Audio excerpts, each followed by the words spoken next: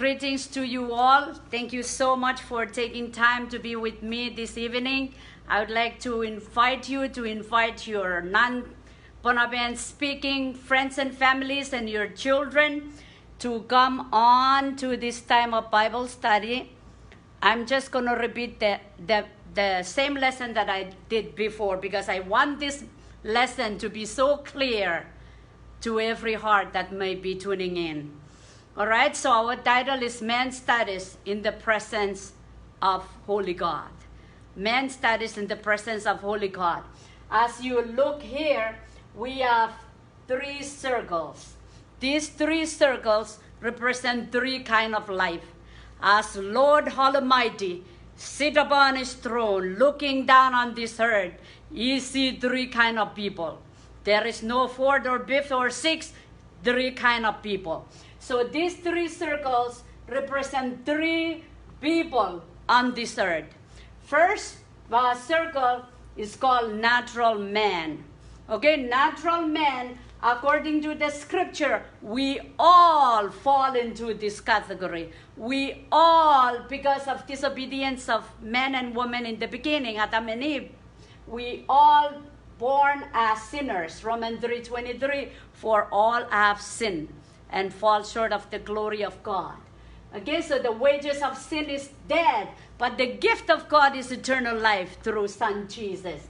We were conceived with sin.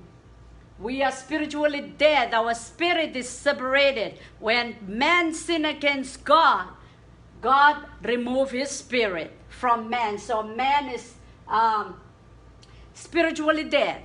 Okay, they don't have spirit of God anymore. So that means when they die, hell is waiting for them. Death, damnation is waiting for them. There is no hope because their spirit is dead. Okay, nothing good in us, Isaiah 64:6. Even our good deeds, going to church, giving offerings, singing in a choir, whatever, good deeds, it's like filthy rag in the eyes of God. That means nothing good we can present before God to claim that I am good. Okay? So we all fall as a natural man. In 1 Corinthians 2, 14, but a natural man receive not the things of the Spirit. Okay? For they are foolishness to him, neither he can know them because they are spiritually discerned. Their spirit is dead, so they cannot receive anything about the Spirit of God. Anything about God is foolishness to them. So let's just look at this diagram. This diagram, there is a chair here. This chair represents my heart. My heart as a natural man, and then me on top of the chair. I'm on the throne of my heart. I'm the boss. Okay, and we can look at the cross. The cross represents Lord Jesus. Okay, Lord Jesus is outside this natural man. I might be a church choir, singing in choir, give offerings. You know, I know something about religion, but Christ is outside. And according to what he's saying, Revelation 3:20, here I am outside, knocking on the door of your heart. So if we open our heart, you promise you're going to come in and dine with us. Okay, so we see arrow going up here, which is the cross. John 3:16, for God so loved the world. God Almighty looks upon the earth. He loved the world so much. The world is trying to come back to him after the fall of man, but they couldn't. So he, in his own mercy and compassion, he sent his son, Jesus. And those who believe in him will go to him. Jesus himself said, I am the way. I am the truth. I am the life. No one can go to the Father except through me. Okay, so as he given his son Jesus to forgive our sin, we receive him into our life. He promised to come in. And that's the only way we can become spiritual man. Same person, but Spirit of God will enter after we give our heart to Jesus. Let's say that you hearing my voice and you say, no, I don't believe that. Okay, the scripture also said we standing condemned already because of forsaking, because of ignoring, because of rejecting the very one who came to pay the penalty of our sin. So John 3:18, it says, for he who not believe in him stand condemned already. Stand condemned already in the eyes of God. I will be walking around, or I go to church and, doing all my rituals and how I believe, but without accepting the forgiveness of my sin, which is through Jesus alone. Okay, some people say, it's okay, he died already. He already came to this world. It's okay, I'll be just like this, enjoying my life and go to heaven. Not so. He said, for those who believe and receive. Okay, we believe. Even Satan, he knows Jesus.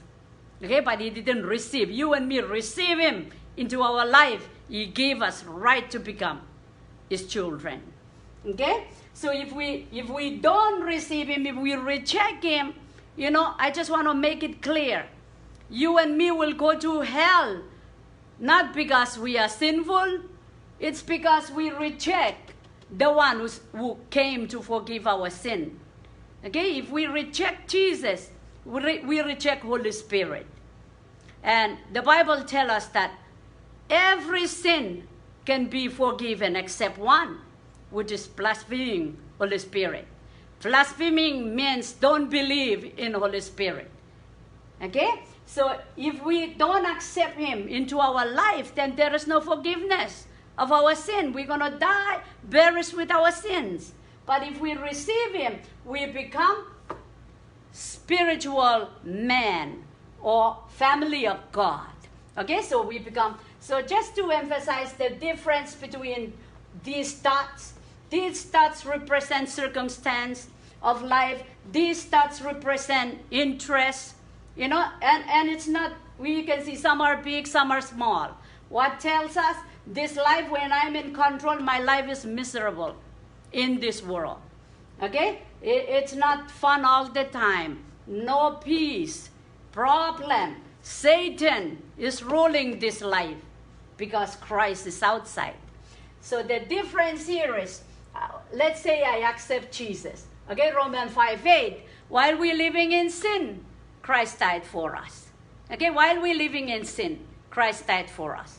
Christ died 2,000 years ago. You and me just born in this generation, he already paid the penalty of our sins. So if we accept him in this generation that we're born in, the forgiveness already given.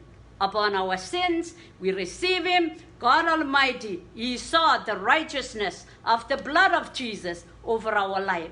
And that's why we become children of God.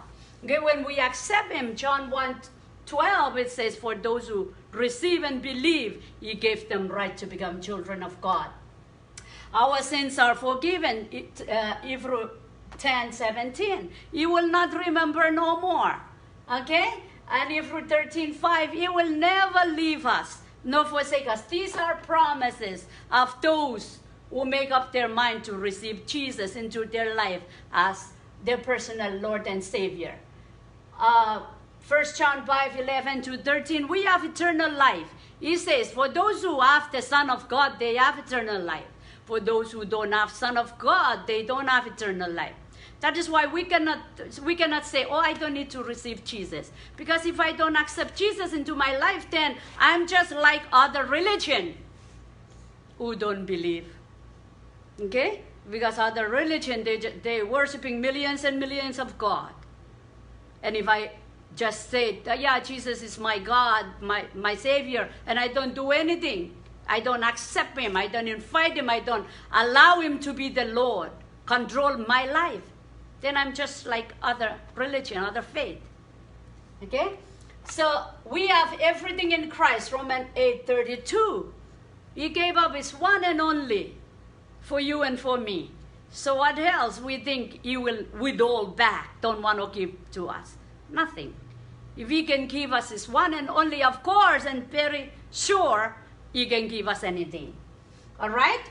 So the cross that was once outside, if I surrender my life to Jesus as He promised, He will come in.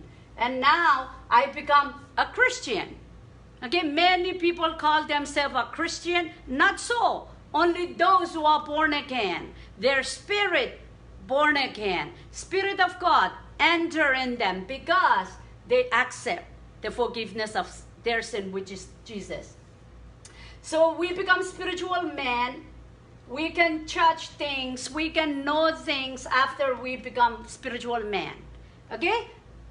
Not so as natural men. Natural men, they cannot judge nothing. They don't know. Even things of God is foolishness. They make fun of it. Doesn't mean anything. They don't have the understanding. When you become, when you give your heart to Jesus, now you are a spirit man. Spirit of God lives in you. You will understand God. You will love Him. You will respect Him. Your life will change by His power and His lordship. Okay, now we see the chair is my heart, represent my heart. The cross is on my heart. That means He is on the throne of my life now. He's the boss. And me is healing to Him.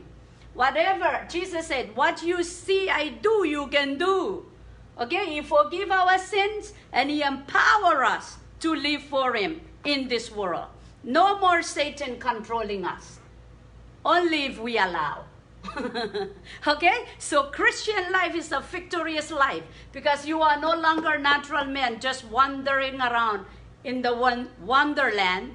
Now you're born again, you know your purpose, you reference there is God, the one who created heaven and earth. Okay, your spirit lives inside of you, bearing witness that you are His child. You are peace with God now. Okay, so you see the dots, same dots as in first life. The dots represent interest and circumstance of life, but now it's in control. So there is peace. Okay, you no longer live on your own. There is peace of God. There is ruling of God when we are yielding to His leading, to His lordship, to His, He become our all. Okay? So it doesn't mean that we become Christian and then no more problem. No, the problem are there. The circumstance of life is there, but in control, in the hands of Almighty. All right? So we look at this. There are two arrows. One is going down. This one going down, it's emphasized sin. Only through sin that we can become or live the third kind of life. Third kind of life is someone that already being with the Lord, already loving God, already changed by Him.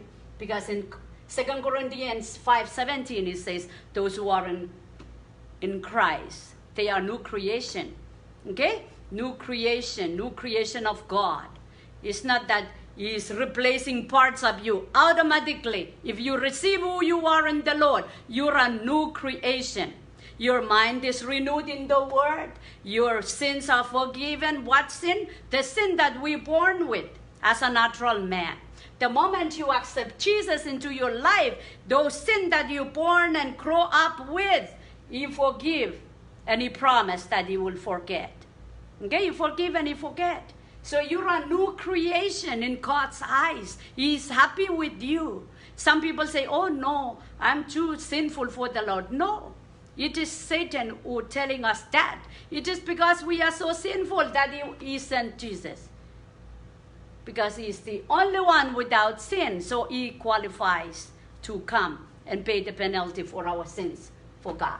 Okay? So if we sin against God after accepting Jesus into our life, then our life become the third kind of category, third kind of people on this earth. This person we look at, the cross is still there as He promised. He will come in, He will dine with us, He will never leave us, nor forsake us. So the cross is there. That means He never leave us. But who's the boss? I'm the boss. Okay, the chair represents my heart, and I am the boss again. I'm sitting on the chair. I don't want to heel unto the Lord. I know God is speaking. I shut him down until he just quiet. But he's still there. Okay, so we see the thoughts, it become miserable again. Our desires, our interests, our circumstance of life is out of control. Why? Because it's me again, bossing my life. So it is only through sin that we allow. Okay, Satan, once we become children of God, Satan cannot touch our spirit, but he can touch our soul, which is our mind, our feelings, our emotions. Okay, and we renewed and we growed in the Word for us to be growing our soul. Okay, our soul has to be nourished upon the Word of God. If not, our spirit is perfectly safe because we accept Spirit of the Lord. We open our heart, He comes in, our Holy Spirit comes in. But what need to be renewed is our mind, our will, our emotions. And that's what Satan will touch if we allow, if there is no word there. Okay? And then that's when sin enters. So when sin enters, and in our Christian life, they become this. The Lord is still there because He promised, but the life becomes miserable again, and even worse, because Satan come back with 7 more. Before he was only 1, but a backslidden person now is fighting with 8 demons. Okay? Because if we accept the Lord, our life is clean. But then if it's not in the Word, we don't pray, we don't fast, we don't read the Word, it's clean and empty. So clean and empty is easily targeted. Satan will come back, check, clean and empty, and he will come back with 7 more. Altogether 8 more. Now it's even worse. That is why I encourage us. We are very safe in the hands and in the love of Almighty. Okay, and the word that He already gave us.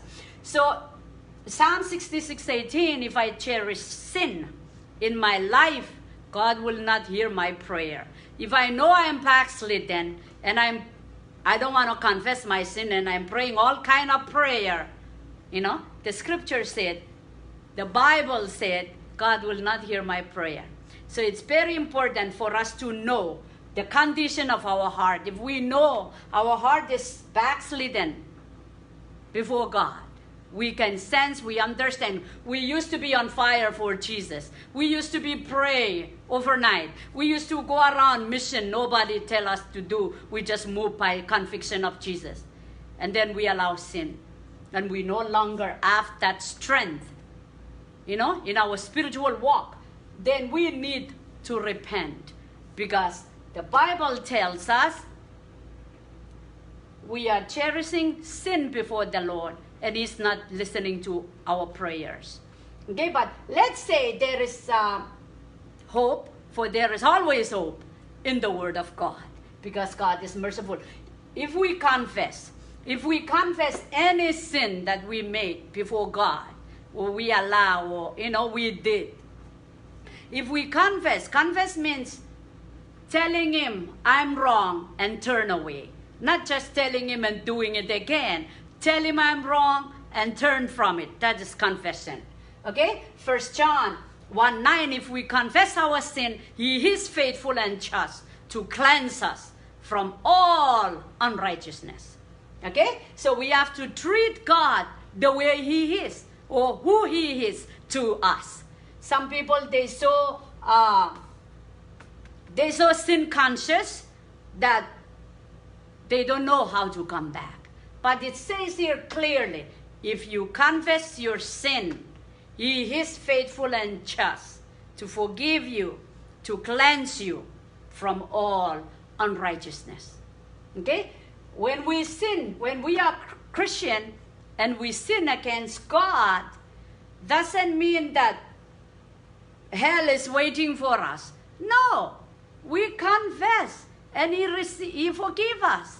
Just like you, as a daddy, as a mommy, your sons and daughters, they sin against you. Do you send them to hell? No, you correct them. You love them. You forgive them. That's how God is to us. Okay, Satan will say otherwise. You and me believe the scripture. We live on the scripture. We make God happy because we can receive what he says about us. Again, that is faith. It is only faith and faith alone that we are accepted in the eyes of God. Okay, we are so sinful and deserve hell, but he loves us. Okay, so don't run away because you're sinful. Run to the Lord because you're sinful. And he will forgive you, he will receive you, he will cleanse you, he will fill you up with the Holy Spirit as he promised. And you can live a prosperous, productive life in this world. He called us to bear fruit of God in this world. Okay? So we can be united with the Lord through confession. Confession of, Lord, forgive me. I am sinner. I am sin against you. All right? After we accept Jesus, any sin we commit, we ask him, you forgive and forget. You forgive and forget. Forget means it's not piling up. It's not recording because God is love. And love says there is no record of sin. You forgive, you forget. Okay? So if we don't want to, you're in this condition and you say, I don't believe that. I'm so sinful for the Lord. Then you choose. You choose don't believe and you choose to go hell. Because in Hebrews 10:26, if we deliberately, if we willingly keep on sinning after we already know the truth, then there is no more forgiveness of our sin. Okay? Because I say, oh, it's okay, I'm just hopeless. I don't believe that. You know that disbelief is sin? But faith is, whatever you say, Lord, I receive it, I believe it, I don't question, I live on that. That make God happy. It is through your faith, through my faith, make us righteous. Not any action. For we don't do nothing. We cannot do nothing. The Bible even tells us our good deeds, our trying to be nice, to be accepted, it's filthy. It's like rag that you step on when you enter a house. It's filthy. So it tells us that nothing from our side we can do to make God receive us. He receives us and he loves us just as sinful we are. And he sent Jesus to forgive those sins. Okay? And Ezekiel 18:24, if a good man, he already know what is good, but then he turns away, then nothing of all the good thing he done will be remembered. God will just forget them because he don't want to come back. So I want to encourage us tonight. I'm going to close, but this is another arrows. This one talks about Satan. Okay, the Bible talk about Satan, and Satan is our enemy. You see the arrow go to the second circle, which is spiritual man. It's not going to the first or the third, because these are his one. He already conquered them. He already ruling them, tormenting them, oppressing them, all kind. But this arrow, which is from Satan, always attacking Christian every day. That's why the Bible tells us for you and me, stand guard. Stand guard in prayer. Stand guard in the word. Stand guard in fasting and praying. Stand guard in living in obedience. Every obedience we do to the Lord, shut down, close down every gate for enemy to enter. Okay? So according to the scripture, Matthew 6:19 is a thief. John 8:44 is a liar, is a murderer. 1 Peter 5:8, roaring lion, he roams around looking for who you're going to swallow. Colossians 1:13, prince of darkness. That's why we see all kind of darkness happening now. Now that the Lord is on his way, he's coming to receive his own. Satan is doing all kind of scheme, darkness all around. John 14:30, prince of this world. 2 Corinthians 4:4, false God. He is false God. False God. You will be claiming he is God, but his claims are outside the Bible. He is false. Revelation 9:11, angel of bottomless pit. Ephesians 2:2, prince of the air. That's why we pray. We pray to the Lord, and in our prayer, in the Spirit, we live according to the Scripture. And Ephesians 2:6, it says, you and me, we are seated highly with Christ Jesus. Okay, so when we pray against demonic influence in the air, the principalities of darkness. We pray like we are above. We pray down. We have the authority, okay, over Satan. We don't pray up, Satan, please. No, we cast down. Okay, we uproot. Hallelujah. Rulers of spiritual powers of this age. Ephesians 6:12. Okay, he's a ruler only for those who are not born again. Only for those who don't have Jesus. Because the Bible tells us, greater is he that lives in you. Who lives in us? Jesus. If I accept him into my life, if I don't accept him, then I don't have him. I'm just a church goer. I'm just Christian by name. There is no relationship. So if we accept Jesus into our life, Christianity is a life of relationship. That's why God says for us to have relationship, to come to him. Because if not, then there is no power of God coming inside of us and through us. He is the vine. He is the real tree. We are the branches. Without him, we can do nothing in this world. That's why we need to be connected. As a branch, we need to be connected to the vine. So if you are hearing the sound of my voice, you never accept Jesus into your life. You know how to give offering. You know how to go to church. We grow up. We are island people. We go to church. It's just a culture. For most times, it's a culture. For me, growing up, it's a culture. I was 23 years old when I know that I'm supposed to give my heart to Jesus. I grew up in church, yes. I baptized, yes. I read the Bible, yes. Is God the boss? Not all the time. I'm the boss most time. So my life was miserable. Okay? In 1995, March 8, 5 o'clock evening, under one tree, then I surrendered my life to Jesus. Not inside the church, under one tree. Okay? So when I surrender my life to Jesus, things change. I used to make fun of church and everything, and it's nothing to me. You know, the Bible already tells us, this kind of person is, anything about God is foolishness. I was living a foolish life. Okay? A foolish life. The Bible tells us, those who don't know God, they are foolish. Okay, they are foolish. So when I accept Jesus, I see the power of God. It change most things automatically. And some things change by reading and praying and fasting in communion. Okay, so Christianity is a life of relationship. I cannot call me a Christian because I go to church. No, I need to submit, surrender my life. I need to tell the Lord, I'm a sinner. Come inside of me, forgive me. Okay, change me, take control. Christianity means allowing Jesus come inside and take control. All right? So if you are hearing my voice and you realize, yeah, I'm just a churchgoer, I never accept Jesus into my life, then I will just help you. You can say this prayer after me. We call it repentance prayer or sinner's prayer because we all sin and fall short of the glory of God. In some way, we need to recognize the sin that we're born with according to the scripture, and we confess our sin and we invite him, come inside. I want to have relationship. Okay? I already go through this. 1 John 5:11. Those who have Son of God, they have eternal life. You know, this world will end soon. And for me, it's a quickening of God's Spirit in me telling us, we need to prepare our life to meet the Lord.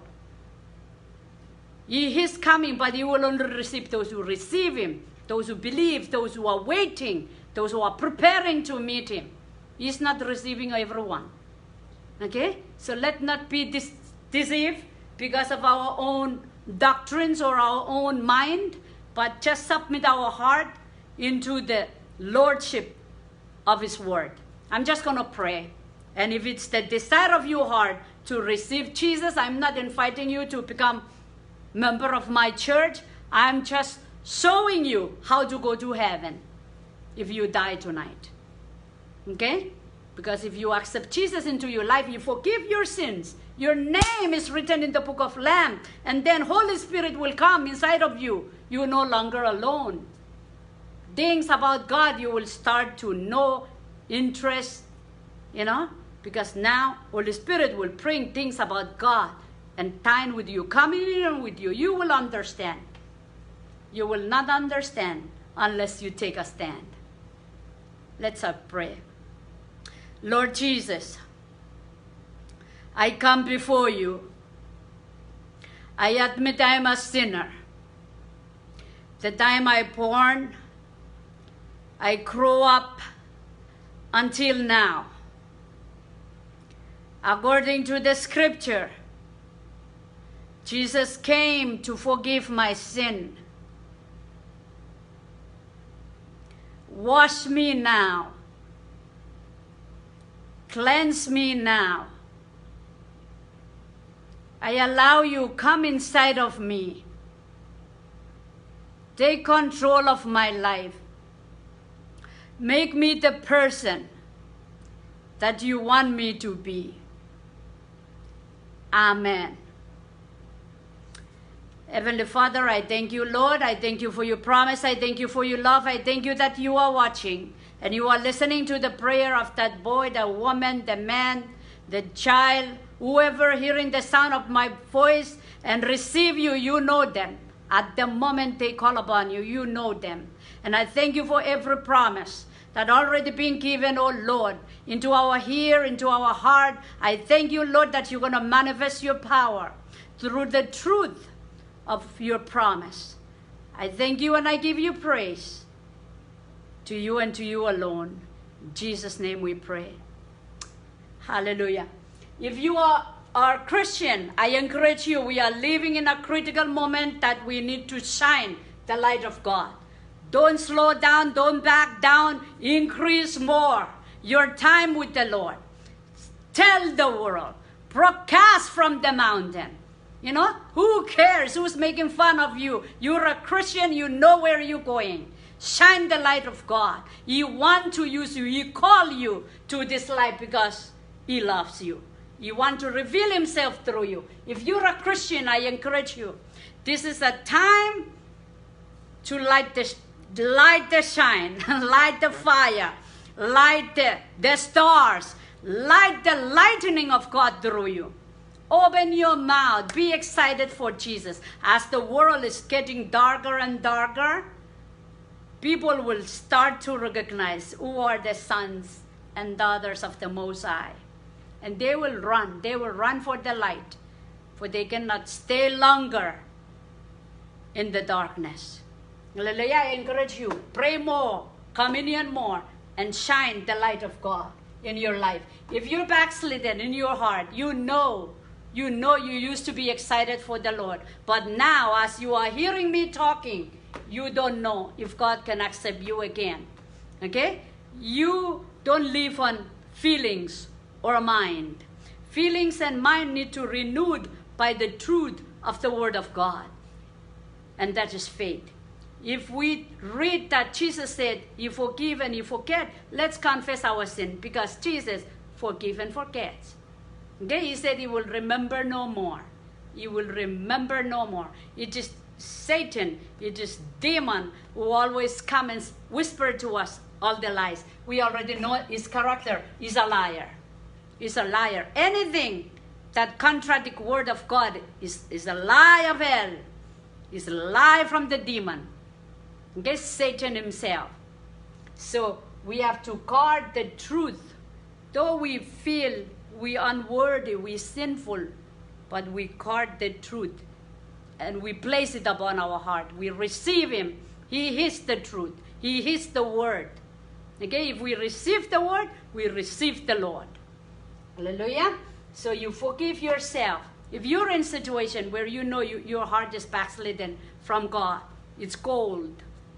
Revelation 2, this kind of lukewarm Christian, not on fire for Jesus, you want to vomit them out. You want to vomit out. Okay, we might be going to church still. Nobody knows we backslide, but we know deep inside we no longer loving God like before. We no longer on fire, excited, can no longer want to pray or read the Bible. Those are the signs that our heart is disconnected from Holy Spirit. You know, when we once sin and we ask forgiveness, He forgives us. But if we are sinning before the Lord and we ignoring Him, the prompting, when He try to advise us, try to help us to come back to the Lord, and we just shut Him down, you will be just quiet. Okay, so that's a very sad moment when I know I'm a Christian and I can no longer hear the voice of God. It's very sad. For those of us experiencing that kind of relationship, just ask the Lord to forgive you. Just be quiet before God. Just find a room, find a place that only you and God. Cry out your heart to Him. Ask for Him to forgive you because He loves you. If we are sinning and we ignoring and we praying all kind of prayer, He's not listening. But prayer of a sinner, He will listen. Meaning prayer of repentance. I want to ask forgiveness of my sin. Specifically, you know your sin. And with the work of Holy Spirit, He revealed to you what you need to confess. And you confess. And you wait upon Him. Lord, please deliver me from the pain or from any enticement, entanglement, chain of enemy, oppression of Satan. Okay, wait upon God. After you confess your sin, you wait upon God. You worship Him. You say, I'm not going to move until you touch me. I'm not going to move until you remove this thing from me. I'm not going to move until you revive me. You can go into fasting. Okay, you fast. You fast and say, I'm not going to stop until you deliver me. Do those kind of, God loves those kind of stubborn good. Hallelujah. Praise the Lord. So this is where we end up. Those of you who may accept the Lord from this lesson tonight, I applaud you. The Bible tells us one soul come back to the Lord. Whole heaven rejoices. They happy. They are clapping. Okay? So I encourage you, planted in church, find a faith-believing, Bible-believing, Spirit-filled church. Go and fellowship. Read your word, fast and pray, so that you can stay strong and be the light of God. If you are backslidden, there is hope. When you wake up, you're still breathing this air, the breath of life still in you, there is hope. And it's called confess. Confession. Confess your sin. He is faithful and just. He will forgive you. He will cleanse you. He will receive you back. Hallelujah. Thank you, Heavenly Father. We give you praise and honor, thanksgiving, adoration. Thank you for tonight. May you bless every heart, oh God. May you use this video to bless our children, those who don't speak Ponapen, and our friends, oh God, or whoever may see. May you bless their heart, that they will know where they stand before you. We give you back the glory, the honor, the praise to you and to you alone. In Jesus' mighty name we pray. Bye-bye.